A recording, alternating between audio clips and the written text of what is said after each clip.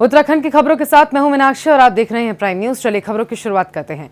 CM Pushkar Singh Dhami पहुंचे मुख्यमंत्री कार्यालय, विधिवत पूजा पाठ कर कामकाज की शुरुआत की। आपको बता दें 23 अगस्त से विधानसभा का सत्र शुरू हो रहा है और उससे पहले आज सीएम पुष्कर सिंह धामी विधानसभा में जो उनका कार्यालय है वहां पर पहुंचे, पूजा पाठ करते हुए कामकाज की शुरुआत की है। सीएम पुष्कर सिंह धामी आज मुख्यमंत्री कार्यालय पर पहुंचे और विधिवत पूजा पाठ करके कामकाज की शुरुआत की। 23 अगस्त से आपको बता दें विधानसभा का सत्र शुरू होना है और उससे पहले सीएम पुष्कर सिंह धामी आज मुख्यमंत्री कार्यालय पर पहुंचे, जहां पर सबसे पहले पूजा पाठ की गई और विधिवत पूजा पाठ के बाद कामकाज की शुरुआत नए नवेले मुख्यमंत्री उत्तराखंड के सीएम पुष्कर सिंह धामी ने की। आपको बता दें हाल ही में अब मानसून सत्र, विधानसभा का सत्र शुरू होना है उत्तराखंड में और ऐसे में उससे पहले आज सीएम पुष्कर सिंह धामी पहुंचे। 23 अगस्त से विधानसभा का सत्र शुरू होने जा रहा है। उससे पहले आज मुख्यमंत्री कार्यालय पर पहुंचकर पूजा पाठ, विधिवत पूजा पाठ करते हुए कामकाज की शुरुआत सीएम पुष्कर सिंह धामी ने की है।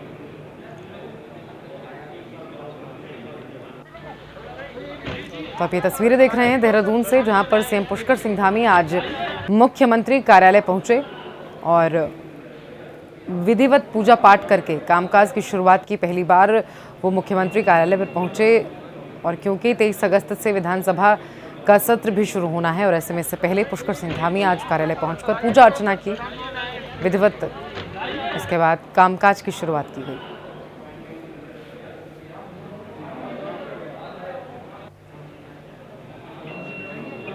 प्रवीण हमारे संवाददाता ज्यादा जानकारी लेकर जुड़ गए हैं। प्रवीण, सीएम पुष्कर सिंह धामी आज पहली बार अपने कार्यालय पहुंचे, मुख्यमंत्री कार्यालय पहुंचे और पूजा पाठ के साथ कामकाज की शुरुआत की गई। पुष्कर सिंह धामी पिछले महीने ही मुख्यमंत्री बने हैं और विधानसभा का सत्र 23 अगस्त से निर्धारित है और उसी को देखते हुए आज मुख्यमंत्री विधानसभा भवन यहाँ पर पहुंचे हैं और अभी अपने कार्यालय में बैठे हुए हैं। थोड़ी देर पहले जब यहाँ पर पहुंचे थे तो उसके बाद पूजा पाठ किया गया, हवन किया गया, उसके बाद विधिवत उन्होंने यहाँ पर कामकाज की शुरुआत की है। तो बतौर मुख्यमंत्री पहली बार विधानसभा पहुंचे हैं और जो भी विधानसभा से संबंधित जो काम है उसको निपटा रहे हैं और तकरीबन आधे घंटे और यहाँ पे रुकेंगे और 2 बजे मुख्यमंत्री की वार्ता है, मीडिया से मिलेंगे और मीडिया से बात करेंगे। बिल्कुल प्रवीण, 23 अगस्त जिस तरह से आपने भी जानकारी दी, विधानसभा का सत्र भी शुरू होना है और उससे पहले सीएम पुष्कर सिंह धामी आज कार्यालय पहुंचे। ऐसे में जाहिर तौर पर कौन कौन से वो मुद्दे होंगे जिनको लेकर आज चर्चा यहाँ पर अपने मंत्रिमंडल के साथ भी सीएम कर सकते हैं, साथ ही वो कौन से मुद्दे होंगे जिन पर आने वाले दिनों में सरकार चर्चा करेगी विधानसभा में? जी मीनाक्षी, चूंकि विधानसभा का सत्र ऐसे वक्त में हो रहा है जब चुनाव सामने है, 2022 जनवरी फरवरी में चुनाव होना है, तो उससे पहले जितनी भी सरकारें होती है चुनाव से पहले तमाम लोक लुभावनी घोषणा करती है, चाहे कर्मचारियों के लिए हो, आम लोगों के हित के लिए हो या फिर जो ऐसे घोषणाएं की जाए जिससे वोटर को लुभाया जा सके, तो उन तमाम घोषणाओं को लेकर यहाँ पर चर्चा निश्चित तौर पर चल रही होगी। साथ ही विधानसभा के दौरान, सत्र के दौरान किस तरह से फ्लोर मैनेजमेंट हो उस पर भी चर्चा यहाँ पे चल रही है और ये माना जा रहा है कि विपक्ष सरकार को घेरने की किन मुद्दों पे कोशिश करेगी उसको लेकर भी चर्चा कर रही है। ठीक है प्रवीण, बने रहिए आप हमारे साथ, आगे भी आपसे जानकारी लेंगे, लेकिन इस बीच एक बार फिर से आपको ये जानकारी दे दें कि सीएम पुष्कर सिंह धामी पहली बार अपने कार्यालय यानी कि मुख्यमंत्री कार्यालय पहुंचे, जहां पर बैठक हुई उनकी और उसके बाद अब वो पत्रकारों से भी मुखातिब होंगे। लेकिन इस बीच आपको बता दें कि 23 अगस्त से विधानसभा का मानसून सत्र शुरू होना है, वहां पर किन मुद्दों पर चर्चा होगी और आगे की रणनीति क्या रहेगी सरकार की, क्योंकि 6 महीने के अंदर अब उत्तराखंड में भी विधानसभा चुनाव है। और देहरादून में प्रधानमंत्री गरीब कल्याण अन्न योजना के अध्ययन के लिए रवाना हुआ दल, 3 सदस्यों का दल भोपाल के लिए रवाना हो चुका है। कृषि मंत्री सुबोध उनियाल के नेतृत्व में 3 सदस्यीय दल भोपाल के लिए रवाना कर दी गई है। 3 सदस्यीय दल में कृषि मंत्री के साथ अपर सचिव प्रताप शाही, संयुक्त खाद्य आयुक्त महेंद्र विशेन और शामिल हैं। अनोत्सव 2021 के कार्यक्रम में 3 सदस्यीय दल शामिल होंगे। अनोत्सव आयोजन का मकसद हितग्राहियों को योजना के प्रति और अधिक जागरूक बनाने का है। तो कृषि मंत्री सुबोध उनियाल के नेतृत्व में 3 सदस्यीय दल भोपाल के लिए रवाना हुए हैं। प्रवीण लगातार हमारे साथ जुड़े हुए हैं। प्रवीण, प्रधानमंत्री गरीब कल्याण अन्न योजना को और बारीकी से समझने के लिए 3 सदस्यों का दल भोपाल के लिए रवाना हो चुका है। देखिए, जो राज्य सरकार है, राज्य सरकार की कोशिश ये है कि पूरे देश में किसी भी राज्य में अगर कोई योजना संचालित हो रही है और उसका फायदा आम जनता तक पहुंच रहा है तो उसका अध्ययन किया जाए। इसी के तहत आज जो सुबोध उनियाल है वो यहाँ से निकले हैं अपने अधिकारियों के साथ और भोपाल जाएंगे। मध्य प्रदेश में देखेंगे कि प्रधानमंत्री अन्य योजना जो आम लोगों के लिए, महिलाओं के लिए और ये योजना संचालित किए जा रहे हैं उसको किस तरह से विधिवत संचालित किया जा रहा है और उसको अध्ययन करने के बाद राज्य में इस योजना को लागू करेंगे आके। तो इसी लिहाज से ये काफी महत्वपूर्ण दौरा है और माना यह जा रहा है कि वहाँ पर तमाम तकनीकी चीजों की जानकारी लेंगे और वहाँ से आने के बाद इस योजना का की शुरुआत हो सकती है। ठीक है प्रवीण, बने रहिए आप हमारे साथ, आगे भी आपसे जानकारी लेंगे।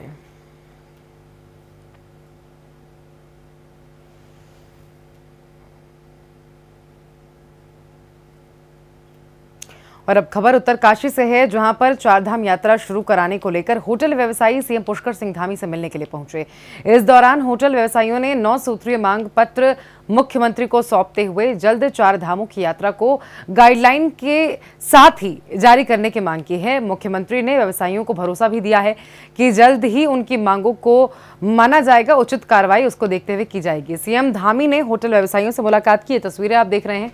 चारधाम यात्रा से जुड़े व्यवसायी जो हैं लंबे वक्त से प्रदर्शन भी कर रहे हैं, भूख हड़ताल पर भी बैठे हैं और अब इस बीच उनकी मुलाकात सीएम पुष्कर सिंह धामी से हुई है, जहां पर एक ज्ञापन उनकी ओर से सौंपा गया जिसमें तमाम उनकी जो मांगे थी उसकी पूरी सूची सीएम के हाथ में थमाई गई। साथ ही उनकी ओर से कहा गया कि जल्द से जल्द गाइडलाइन के साथ ही सही लेकिन एक बार फिर से तमाम धंधों को खोलने की अनुमति दी जाए, चारधाम यात्रा को खोलने की अनुमति दी जाए, जिससे कि उनके खाने पीने पे, उनके जीवन पर जो संकट मंडरा रहा है वो से दूर किया जा सके। इस बीच सीएम पुष्कर सिंह धामी ने भी व्यवसायियों को आश्वासन दिया है कि जल्दी ही उनकी मांगों को देखते हुए उसका अध्ययन करने के बाद इस पर कोई कार्रवाई की जाएगी और उनकी मांगों को जल्दी ही, उनकी समस्याओं का निस्तारण किया जाएगा।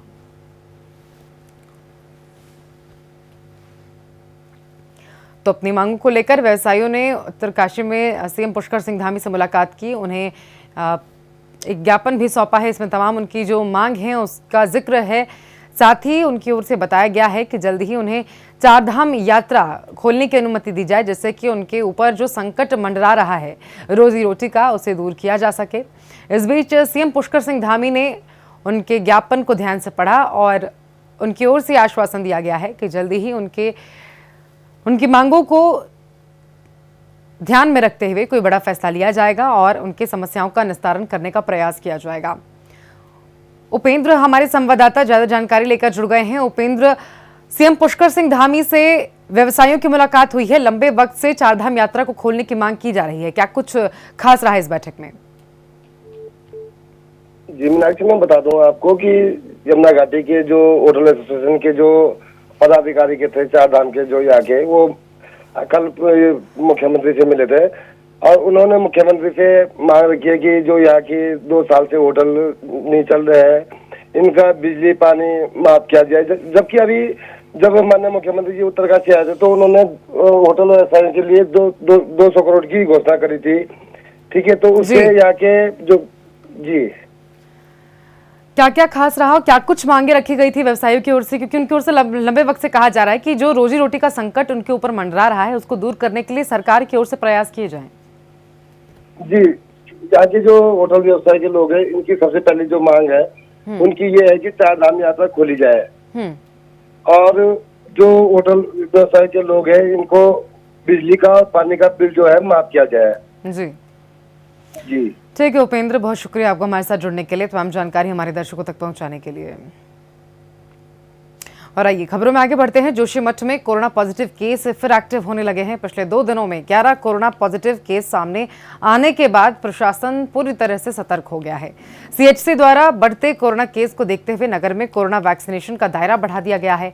तो कोरोना ग्राफ बढ़ने की खबर से अब नगर क्षेत्र के लोग कोविड सेंटर में वैक्सीन लगवाने के लिए जोरों शोरों से पहुंचने लगे हैं। तो पूरी खबर जोशीमठ की है, जहां पर एक बार फिर से कोरोना के आंकड़े बढ़ने लगे हैं, जिसे देखते हुए प्रशासन तो सतर्क हो ही गया है, लेकिन लोगों में भी इसको देखते हुए एक हड़बड़ाहट सी है और अब वो जल्दी से जल्दी खुद को वैक्सीनेट कर लेना चाहते हैं। यही वजह है कि इन दिनों जोशीमठ के वैक्सीनेशन सेंटर्स पर भी लोगों की लंबी कतारें नजर आने लगी हैं।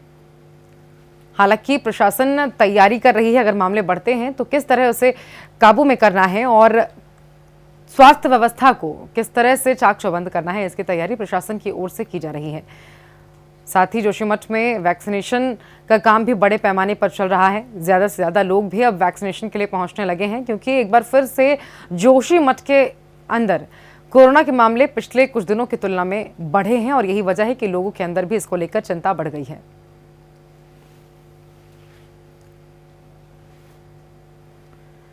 तो जोशीमठ की तस्वीर आप देख रहे हैं। कोरोना केस बढ़ने से वैक्सीन की डिमांड जोशीमठ में बढ़ गई है। कोरोना केस बढ़ने से प्रशासन सतर्क हो गया है और लोग भी अब बड़ी संख्या में वैक्सीनेशन कराने के लिए पहुंच रहे हैं। यही वजह है कि जोशीमठ के तमाम वैक्सीनेशन सेंटर्स पर लोगों की बड़ी भीड़ नजर आने लगी है। इस बीच प्रशासन भी पूरी तरह से अलर्ट मोड पर है और हर वो व्यवस्था की जा रही है जिससे कि अगर मामले बढ़ते हैं तो उन्हें काबू में किया जा सके और व्यवस्था चरमराए ना, बल्कि उसे कंट्रोल में उसका इलाज किया जा सके और सही समय पर हर व्यक्ति तक इलाज पहुंच सके।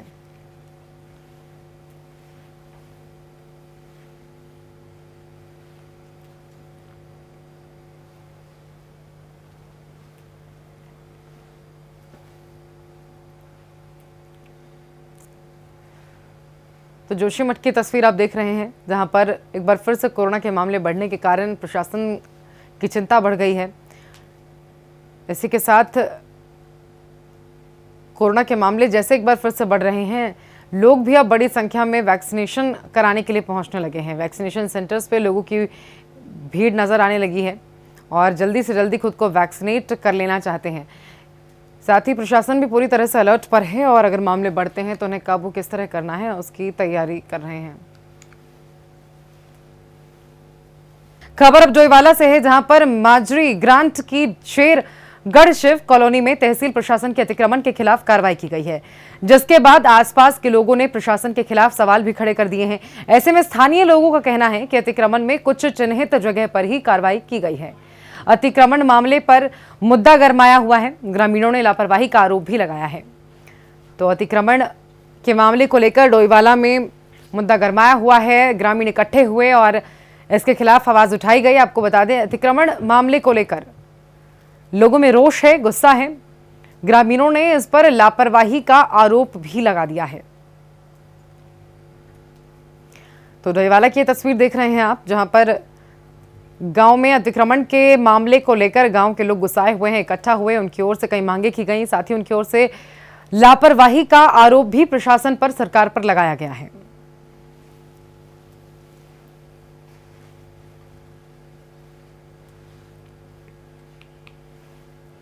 तो डोईवाला में अतिक्रमण मामले पर मुद्दा गरमाया हुआ है। ग्रामीणों ने लापरवाही का आरोप लगाया है।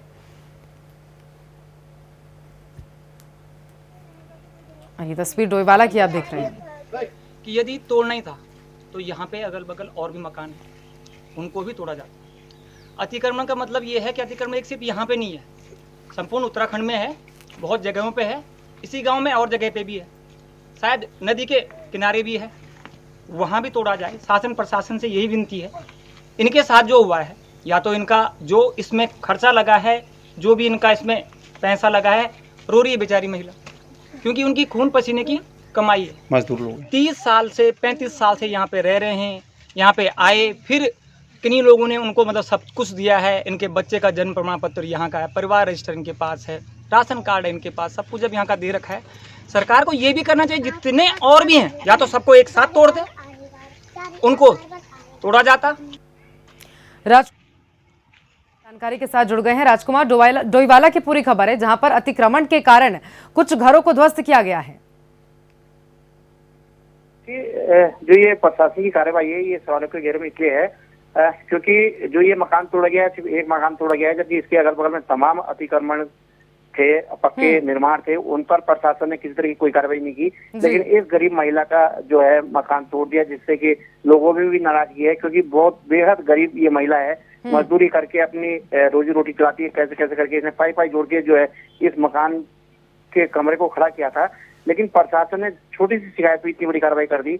अब हालांकि प्रशासन की तरफ से कहा जा रहा है कि इसमें जांच कराई जा रही है कि जो अतिक्रमण है उन्हें चिन्हित किया जा रहा है। लेकिन सवाल यही है कि मुख्यमंत्री खुद कह रहे हैं कि अन्याय किसी के संग ना हो, सबको जो है समान दृष्टि से देखा जाए, लेकिन प्रशासन, तहसील प्रशासन इस तरह की कार्रवाई नहीं कर रहा है। सिर्फ एक तरफा ही कार्रवाई यहाँ पे हो रही है, जिसको लेके लोग बेहद नाराज है। राजकुमार, पूरी घटना के बाद जब गांव वालों ने रोष व्यक्त किया तो क्या प्रशासन की ओर से या शासन की ओर से कोई नुमाइंदा वहां पहुंचा हो जिसने महिला की सहायता की बात कही हो, ऐसा कुछ हुआ है क्या?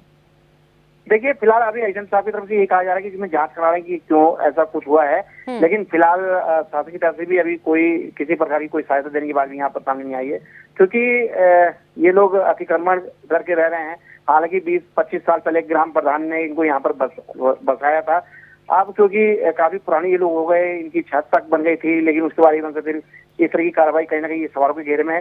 हालांकि स्थानीय लोग यही चाहते हैं कि इनकी मदद की जाए, क्योंकि बेहद गरीब महिलाएं हैं। इनको नदी श्रेणी की भूमि पर इसलिए बसाया गया था क्योंकि इनके पास छत नहीं थी। अब जब ये लोग लंबे समय से यहाँ रह रहे हैं, बिजली पानी इनके पास है, सब कुछ है, तो उसके बावजूद इस तरह की कार्रवाई थोड़ा सा लोग इसी बात लेकर नाराज हैं। अब प्रशासन कह रहा है कि जांच कराएंगे और कुछ जो मदद होगी वो दी जाएगी। जी ठीक है राजकुमार, बहुत शुक्रिया आपका हमारे तक इस तमाम जानकारी को पहुंचाने के लिए। और मसूरी में एक मंचले को एक युवती से छेड़छाड़ करना महंगा पड़ गया। युवती द्वारा युवक का जमकर सबक सिखाया गया। गांधी चौक पर ऐतिहासिक हवा घर पर एक युवक ने अपने दोस्तों के साथ घूम रही युवती के साथ छेड़छाड़ करने की कोशिश की, जिसका युवती ने जमकर विरोध किया और युवक की जूतों से पिटाई कर डाली। वहीं युवक युवती से माफी मांगता रहा। युवती ने एक न सुनी और मंचले युवक पर थप्पड़ और जूते बरसाती चली गई। और वीडियो आप देख सकते हैं, जो कि अब सोशल मीडिया पर भी वायरल हो रही है। अपने दोस्तों के साथ घूमने आया एक युवक युवती को छेड़ने लगा, जिसके बाद गुस्साई युवती ने अपने जूते से युवक की जमकर धुनाई की और आसपास के लोग देखते ही रह गए। किसी ने वीडियो बनाकर सोशल मीडिया पर डाल दी, जो कि वायरल हुआ है।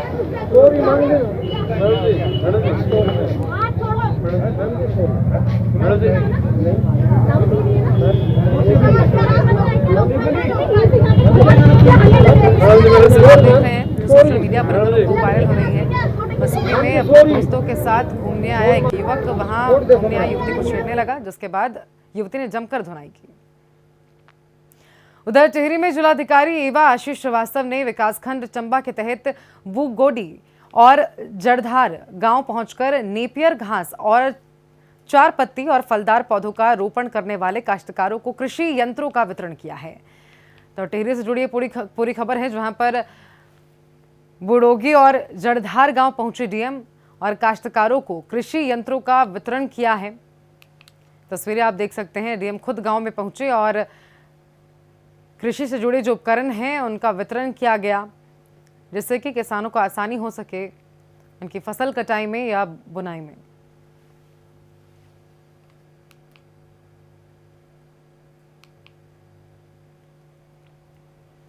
तो टिहरी में डीएम खुद ग्रामवासियों के बीच पहुंचे और काश्तकारों को कृषि यंत्रों का वितरण किया है।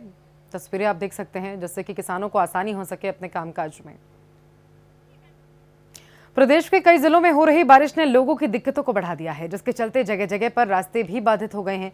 तो वहीं चमोली में लगातार हो रही बारिश ने लोगों की दिक्कतों को और बढ़ा दिया है, जिसके चलते बद्रीनाथ राष्ट्रीय राजमार्ग छिनका के पास मलबा आने से रास्ते पूरी तरह से बंद हो गए हैं।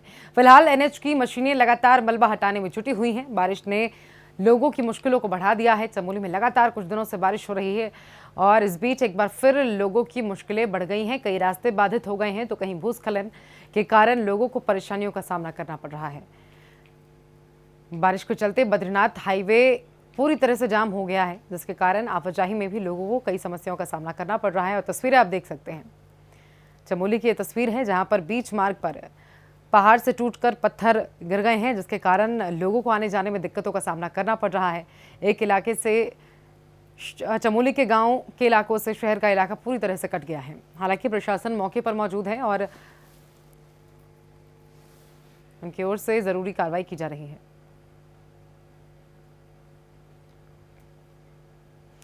जोशीमठ क्षेत्र में लगातार हो रही बारिश ने लोगों की दिक्कतों को बढ़ा दिया, जिसके चलते राजमार्ग भी बाधित हो रहे हैं। तो वहीं भारी बारिश के चलते प्रधानमंत्री ग्रामीण सड़क योजना के मारवाड़ी चाई मोटर मार्ग भूस्खलन होने के चलते पूरी तरह से बंद पड़ गया है, जिसके बाद सड़क प्रशासन लगातार सड़क को खोलने का काम कर रही है। ऐसे में ठेकेदार का कहना है कि सड़क को खोलने का काम चल रहा है, जल्द ही सड़क पर आवागमन भी चालू हो जाएगा। तो बारिश ने लोगों की मुश्किलों को बढ़ाया है। लगातार हो रही बारिश से लोग परेशान चल रहे हैं। गांव में सड़क टूटने से लोगों को आवाजाही में दिक्कत का सामना करना पड़ रहा है। तस्वीरें भी आप देख सकते हैं किस तरह से जोशीमठ में भारी बारिश के कारण एक रास्ते में बड़ा गड्ढा हो गया है, जिसके कारण लोगों को आने जाने में काफ़ी दिक्कतें हो रही हैं और ऐसे में गाँव वासियों की मदद से रास्ते को बनाए जाने का प्रयास किया गया।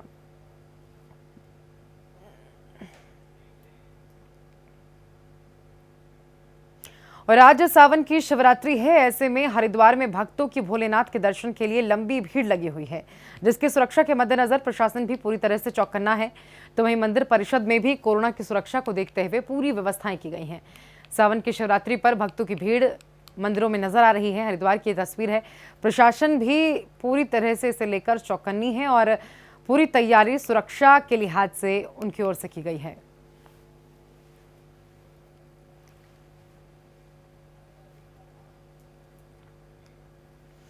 और देहरादून के लिए मौसम विभाग ने अलर्ट जारी किया है। कई राज्यों में तेज बारिश के आसार जताए गए हैं। अगले 4 से 5 दिनों तक बारिश हो सकती है, बल्कि तेज बारिश हो सकती है। तो देहरादून के लिए मौसम विभाग ने अलर्ट जारी किया है और बताया है कि अगले 3 से 4 दिनों तक भारी बारिश की संभावनाएं हैं देहरादून में। साथ ही कई और भी जिले हैं उत्तराखंड के, जहां पर अगले कुछ दिन तेज बारिश हो सकती है। मौसम विभाग ने अलर्ट जारी किया है और तेज बारिश की संभावनाएं जताई गई हैं। पिछले कुछ दिनों से ही लगातार बारिश हो रही है उत्तराखंड के कई जिलों में और इसके बाद एक बार फिर से मौसम विभाग की ओर से जानकारी देते हुए ये बताया गया है कि अगले 4-5 दिन और बारिश हो सकती है। मौसम विभाग ने अलर्ट जारी करते हुए इस बात की जानकारी दी है। आपको बता दें, कई राज्यों में तेज बारिश। और इसी के साथ फिलहाल इस बुलेटिन में बस इतना ही। आप देखते रहिए प्राइम न्यूज़। नमस्कार।